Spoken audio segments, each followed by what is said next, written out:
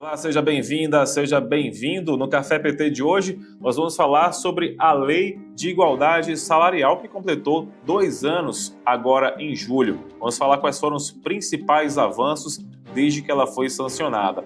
E para falar sobre esse assunto, a gente recebe aqui no Café PT a subsecretária de Estatísticas e Estudos do Trabalho do Ministério do Trabalho e Emprego, Paula Montanher. Já preparou o seu café? Então chega com a gente, porque o Café PT começa agora.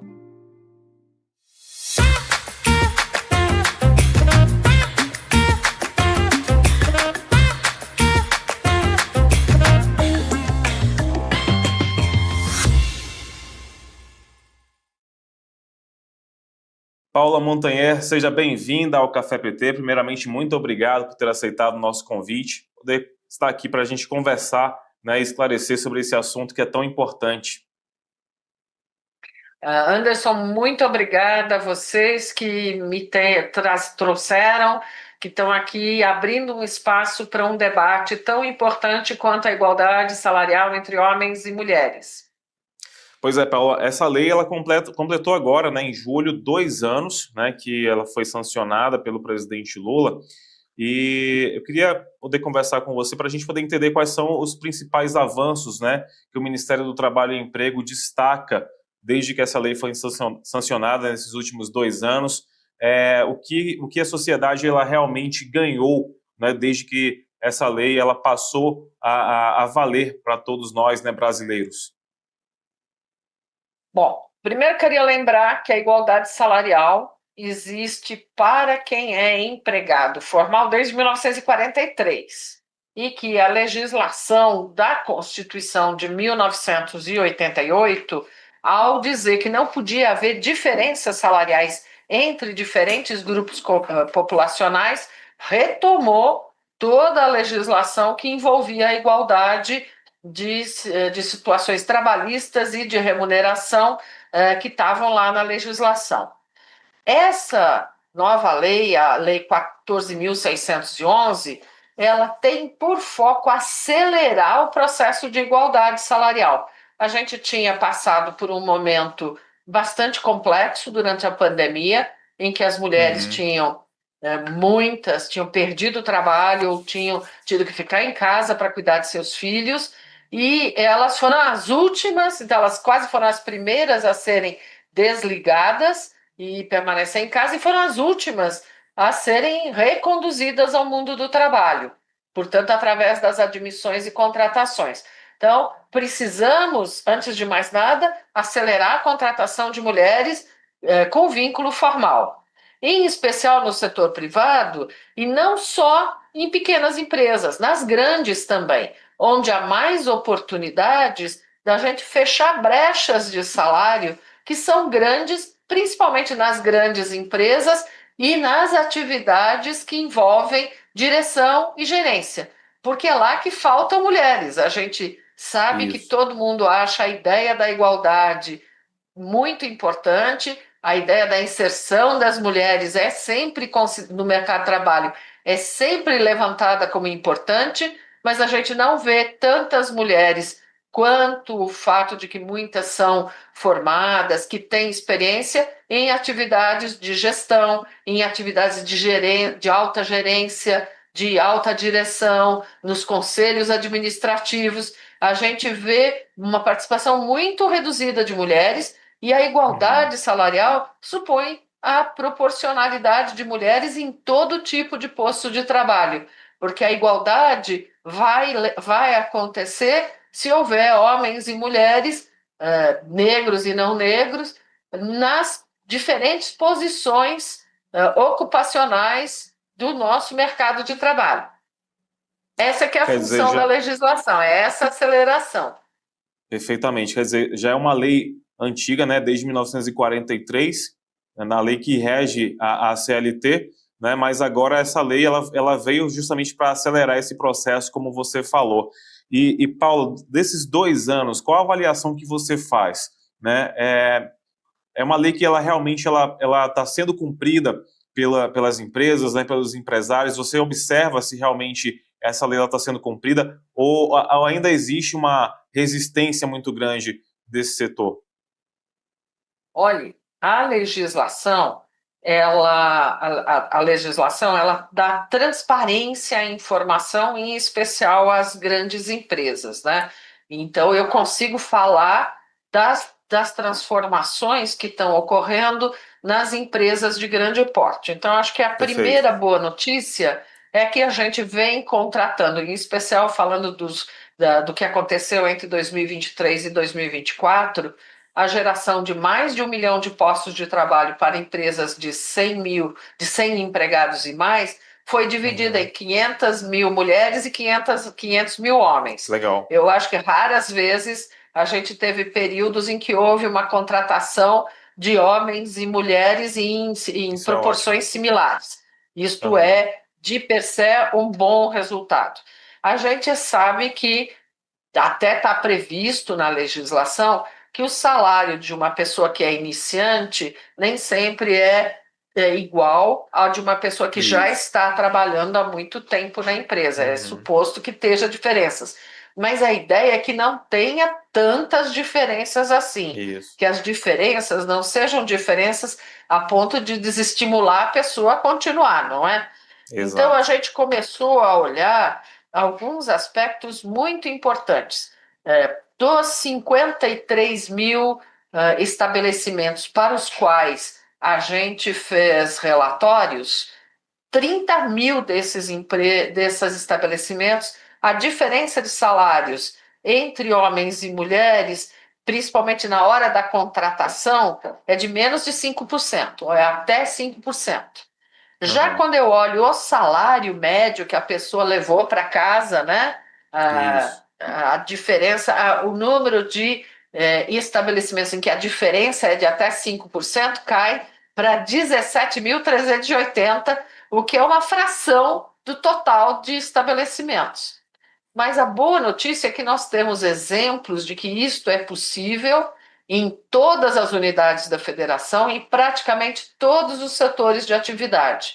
Então, a gente reputa este fato como um fato importante, porque ele mostra que é possível, em todas as atividades, ampliar a inserção de mulheres, ampliar a inserção de mulheres em todo tipo de posto de trabalho, e isto pode, de fato, acelerar e diminuir a desigualdade salarial, que está girando em torno de 20,7%. Eu acho que sempre é bom lembrar que nós temos uma desigualdade que é desta ordem, né? As mulheres recebendo em torno de 20% menos do que recebem os homens. Eu acredito que haveria a possibilidade de haver uma distância mais menor, que fosse explicada, por exemplo, pelo tempo de permanência do trabalho, que já está lá previsto na legislação, principalmente porque a gente tem visto que há uma possibilidade muito grande de rapidamente acompanhar e incorporar boas práticas de trabalho e equiparar o esforço de trabalho de homens e mulheres em todo tipo de trabalho. É isso, daqui a pouco, depois do intervalo, a gente continua falando sobre a Lei da Igualdade Salarial com Paula Montanher, do Ministério do Trabalho e Emprego. Café PT volta já já.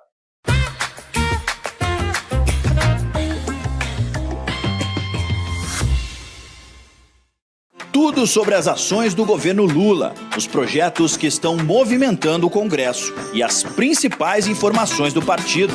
Se é notícia para o trabalhador e para a trabalhadora, está no Jornal PT Brasil. Ao vivo, de segunda a sexta, às 13 horas, com reprise às 22 horas, direto de Brasília para todo o Brasil. Assista pelo canal do PT no YouTube, PT Sat, canal 1313, Rádio PT ou nas plataformas de streaming da Rádio PT.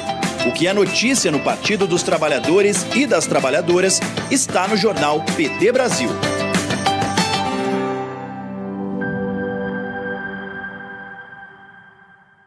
Se liga no programa que está agitando a TV PT. Pode Tremer, o videocast para a juventude que gosta de política e para quem acha que não gosta também. Toda quinta-feira, às 18 horas, com reprise às terças no mesmo horário. Assista pelo canal do PT no YouTube, PT Sat, canal 1313, Rádio PT ou nas plataformas de streaming da Rádio PT. Não dá pra perder, né?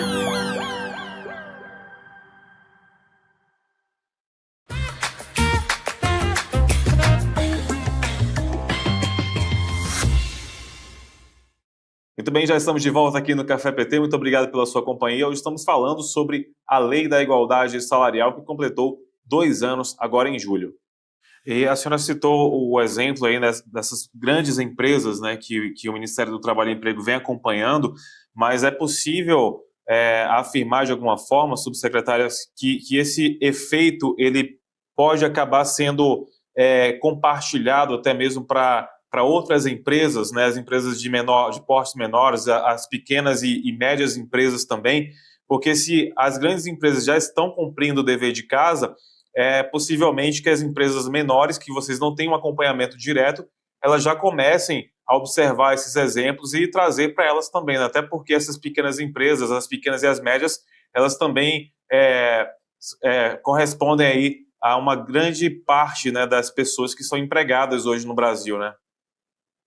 Olha, a gente entende que mesmo as grandes empresas precisam aperfeiçoar os seus modelos de incorporação, e a gente precisa avançar nessa direção e certamente, se as grandes empresas incorporam esses procedimentos, elas são exemplo para as empresas de médio e pequeno porte que são fornecedoras, muitas vezes, de serviços a essas empresas.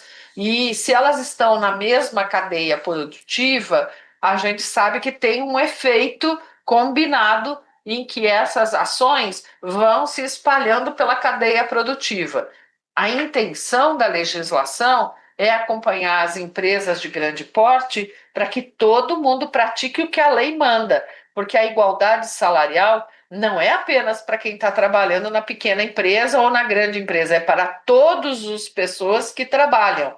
Isto vale para as situações do emprego formal, vale também para as associações, para os trabalhos informais. Quer dizer, não é só a trabalhadora seletista que precisa ter igualdade salarial. Também os autônomos, também as pessoas que trabalham como MEI, também as pessoas que trabalham no emprego doméstico. O que a gente quer é alcançar uma percepção de que o trabalho das mulheres e o trabalho dos homens vale o mesmo. Esse é que é o objetivo, e a gente entende que a disseminação de informações e a transformação das oportunidades tem essa capacidade de trazer para todo mundo este processo. Então, sim, a gente quer alcançar todo tamanho de empresa, sim.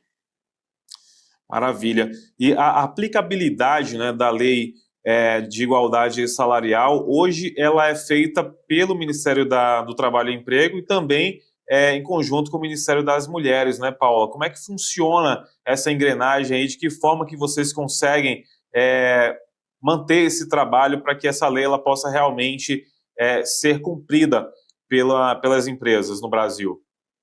Veja só, desde o início, esse é um projeto conjunto. O presidente passou esta tarefa ao Ministério das Mulheres e ao Ministério do Trabalho. O Ministério do Trabalho está encarregado de organizar informações e fazer a fiscalização da legislação. O Ministério das Mulheres tem um trabalho de articulação, de discussão. Veja, esse relatório ele não saiu só da área técnica, ele foi objeto de discussão com outras áreas de governo, com representantes de trabalhadores e representantes de empresas. E a gente via que essa discussão ajudava a ampliar essa discussão. No âmbito do Ministério das Mulheres, existe o Plano Nacional de Igualdade Salarial, em que muitas medidas que ajudam a premiar empresas que estão avançando, que ajudam a promover boas práticas, estão lá colocados. Então, a gente divide as ideias, dividiu a legislação e agora está dividindo tarefas de produção da informação, disseminação da informação, fiscalização e de apoio da rede de políticas públicas que podem tornar possível a igualdade salarial. Vejam só, né, a gente tem que lembrar que quando a gente está falando da situação de homens e mulheres, muitas das atividades que levam as mulheres a ficar fora do mercado de trabalho envolvem a presença de filhos pequenos, envolve a presença de pessoas da família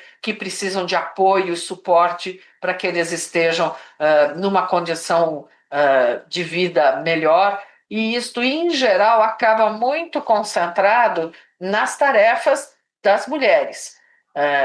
Uma forma importante que a gente vê em outros países são políticas que permitam que as crianças muito pequenas estejam em creches de tempo integral, ou pelo menos durante todo o período de trabalho das mulheres e dos homens, que a escola seja ela das fases iniciais de formação até a fase de ensino fundamental e ensino médio sejam de tempo integral, porque isso significa que as mães, durante o período que as crianças e os jovens estão nas escolas, podem estar usando seu tempo para trabalhar.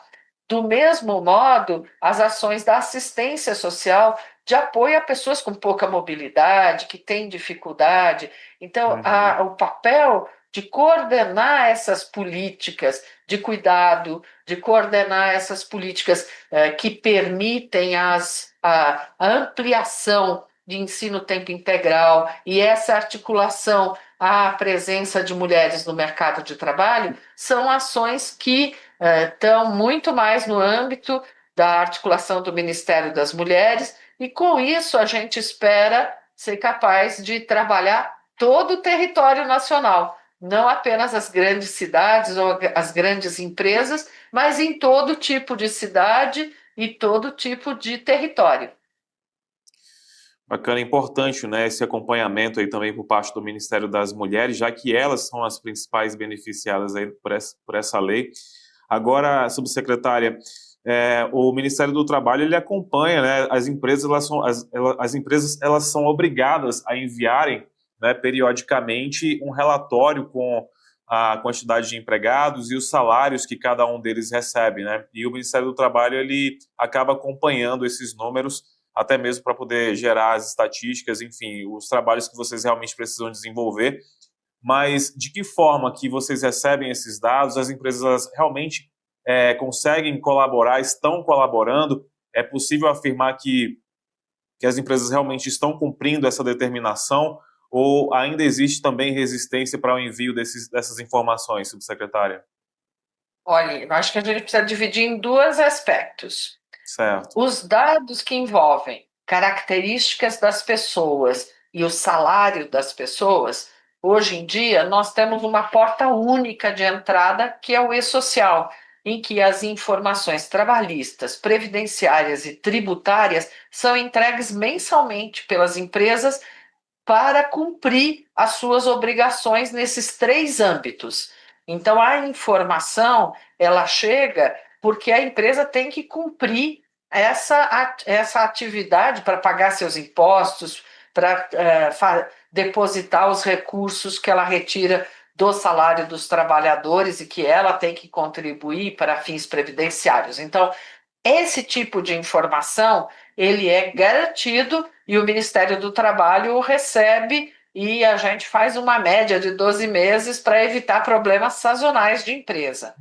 A gente tem um outro conjunto de informação que a gente captura a cada 6 meses, que é perguntando às empresas sobre os seus critérios de remuneração, o que envolve a definição do salário das pessoas, porque a gente tem que entender o que pesa, onde que está? É o cumprimento da legislação? É a inexistência de um trabalho? O que faz? Quais são os aspectos, né, que envolvem esse cumprimento dos critérios remuneratórios para a gente entender se parte daquela diferença ou a totalidade é devida a uma explicação que é decorrente do funcionamento do mercado de trabalho ou se ela envolve de forma direta alguma forma de discriminação das mulheres. A gente tem essas perguntas e a gente lá também pergunta se as empresas têm política de contratação de mulheres, se ela tem política de promoção de mulheres, porque empresas que já faziam isso queriam ver que a sociedade também entendesse que eles estão fazendo este esforço, e não à toa a gente tem empresas que, ao fazer isso, têm resultados com brechas de salário muito menores do que a média, né? Que são aquelas 17 mil empresas cuja diferença salarial entre homens e mulheres é de até 5%, né? Aí a gente faz essas perguntas a cada semestre. A gente pergunta também sobre como a empresa apoia a família, né? Porque quando uma mãe tem filhos, se ela precisa de férias, se ela precisa de creche, se ela precisa de uma flexibilidade maior de horários, ela tem ou não tem? Como é o acesso dos pais à licença maternidade e paternidade estendida? Quem que aplica? Então, a cada 6 meses, a nossa equipe contacta as empresas para a gente que elas respondam. Às vezes elas ficam meio chateadas de responder de novo, mas muitas empresas mudaram de política, voltaram a fazer ações que tinham deixado de lado, e isso é importante que apareça no relatório. A gente até acho muito importante essa entrevista estar acontecendo agora, porque dia 1º de agosto agora a gente começa as atividades do 4º relatório de transparência e igualdade salarial. A gente abre uma aba no nosso portal Emprega Brasil para que os empregadores nos contem essas informações para todos os seus estabelecimentos.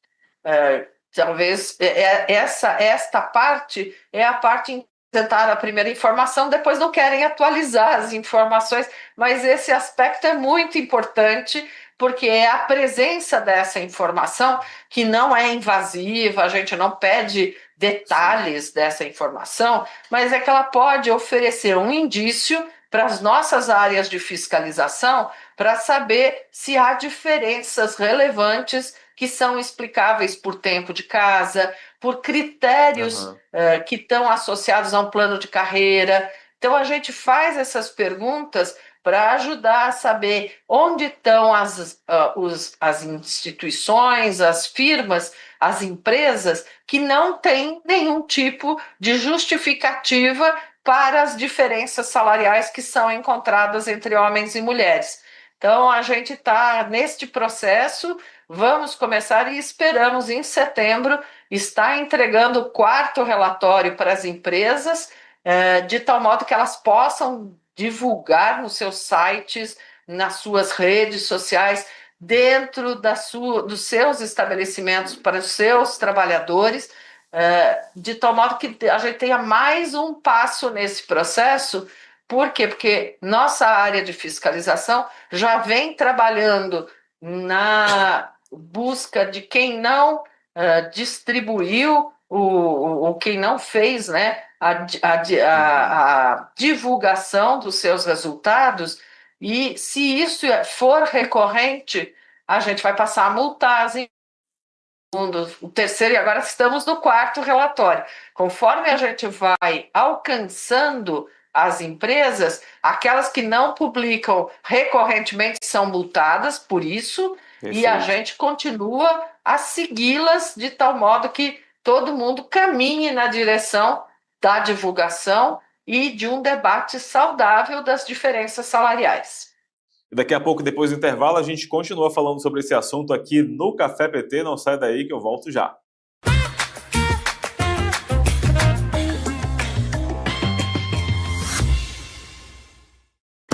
Quer ver mais mulheres ocupando espaços de poder? Então se liga no Elas por Elas.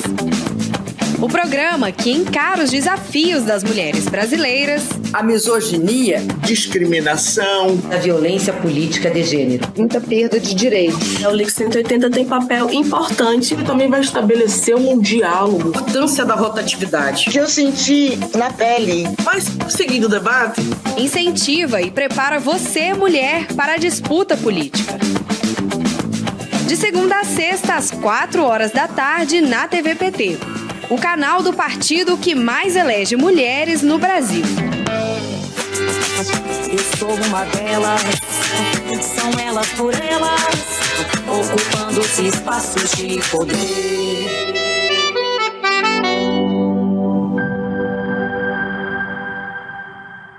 Em 2024, a Rádio PT conquistou um crescimento impressionante, conectando mais e mais pessoas com informação e música de qualidade. De agosto a outubro, a audiência disparou, passando de 21 mil ouvintes para mais de 118 mil. A Rádio PT também faz a gestão do podcast do Lula, com mais de 720 episódios produzidos. A Rádio PT está presente em todas as plataformas. Em 2025, vamos mais longe.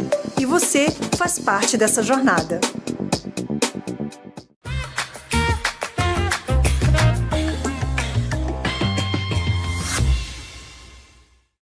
Já estamos de volta aqui no Café PT. Hoje estamos falando sobre a Lei de Igualdade Salarial, que completou 2 anos agora no mês de julho, com a subsecretária de Estatísticas e Estudos do Trabalho do Ministério do Trabalho e Emprego, Paula Montanher.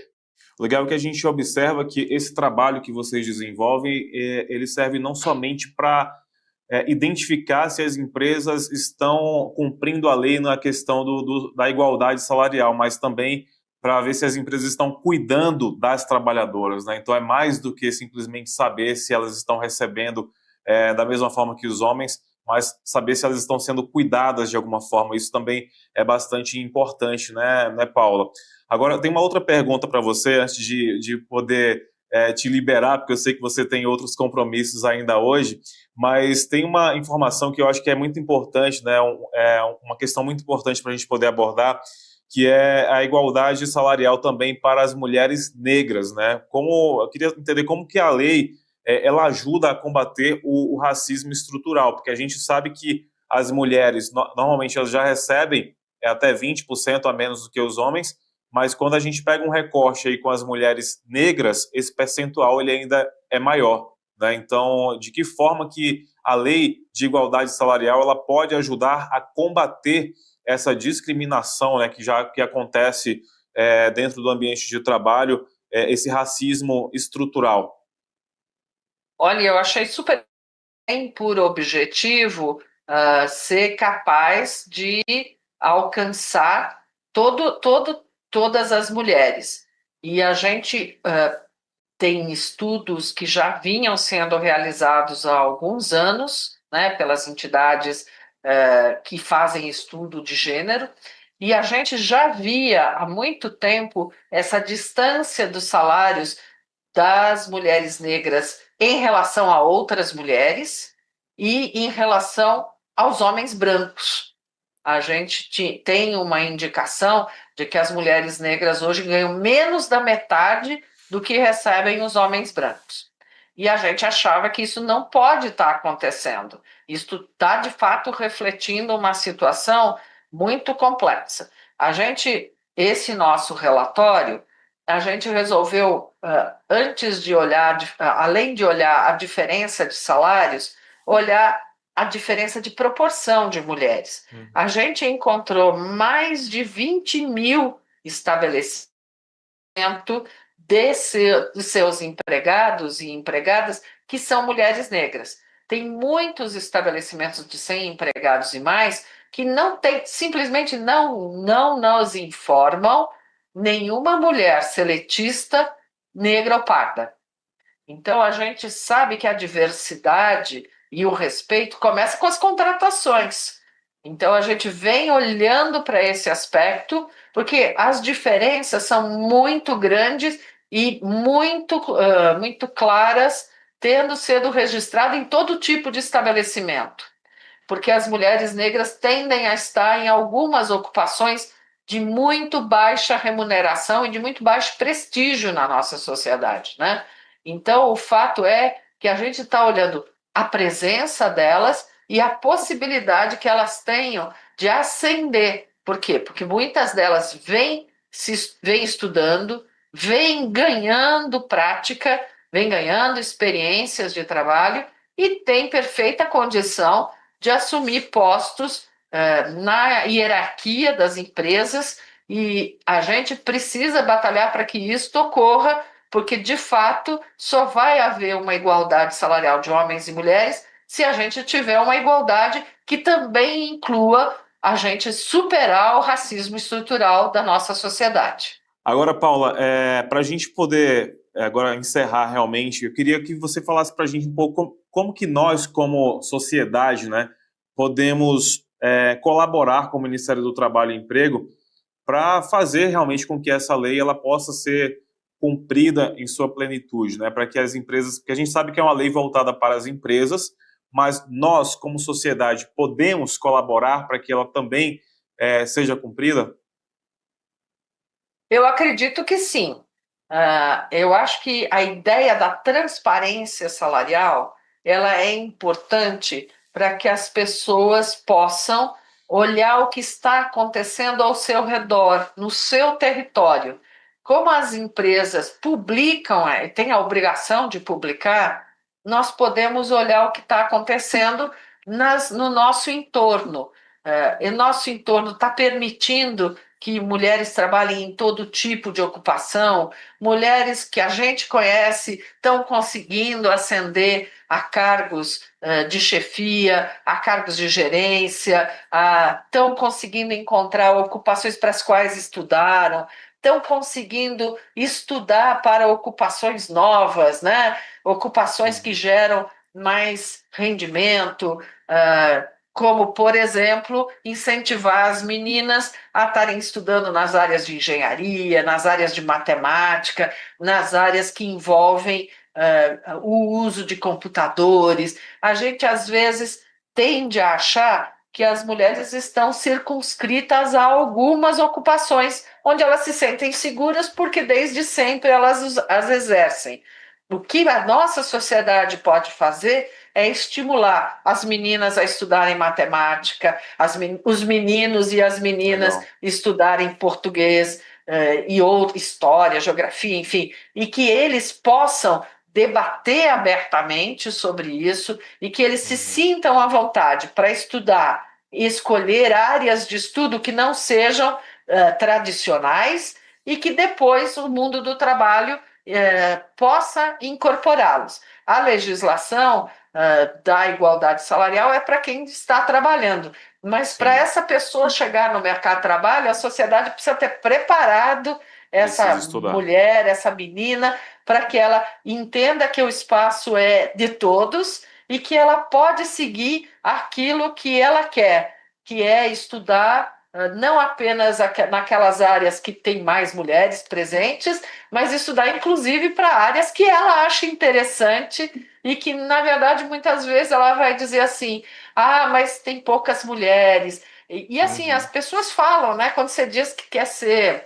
Eu me lembro quando eu disse pela primeira vez que eu queria ser economista, uma amiga da família me falou, mas você já reparou que só tem homens economistas? Isso. E eu, na época, não me intimidei, porque na nossa casa a ideia é que tarefas de homens e mulheres não estavam separadas, todos tinham que contribuir. Então, eu acho que isso é uma coisa que a sociedade precisa construir em conjunto. Com certeza, tem que começar na base e no estudo, né, principalmente. Subsecretária Paula Montanher, muito obrigado por ter conversado mais uma vez com a gente aqui na TV PT, especialmente aqui no Café PT. O espaço está sempre aberto aí para você e para todos aí do Ministério do Trabalho e Emprego também. Muito obrigada, Anderson. Eu agradeço muito a quem pôde parar para escutar e eu espero estar mais vezes aqui falando desse tema tão importante. Maravilha. Para você que esteve com a gente também, muito obrigado pela sua companhia e pela sua audiência. A gente se encontra no próximo Café PT. Até lá!